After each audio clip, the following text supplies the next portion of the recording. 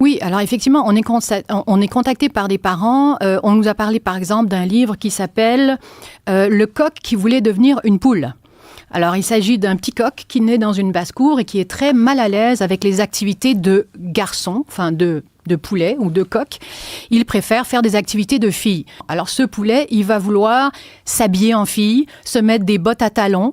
Excusez-moi, mais toutes les filles ne portent pas des bottes à talons, avoir des longs cils, se mettre des colliers de fleurs, etc., etc. Et donc, on est vraiment dans le stéréotype sexuel. Il y a une fin à cette fable qui est un peu particulière parce que le jour où le fermier va décider de passer toutes les poulets à la casserole, en fait, ce petit coq-là, il va échapper à son sort en se cachant parmi les poules.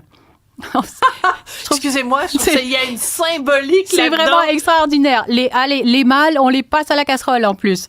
Et bon, c'est assez particulier. Le deuxième livre, si je puis me permettre, le deuxième livre, c'est vraiment un livre beaucoup plus... bon, le premier, c'est une fable. Mais le deuxième, ça s'appelle « Sexe, ce drôle de mot ».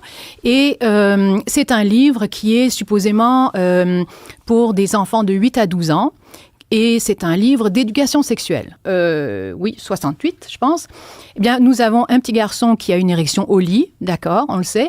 Et nous avons une petite fille qui se masturbe joyeusement sous un arbre dans ce qui semble être un parc.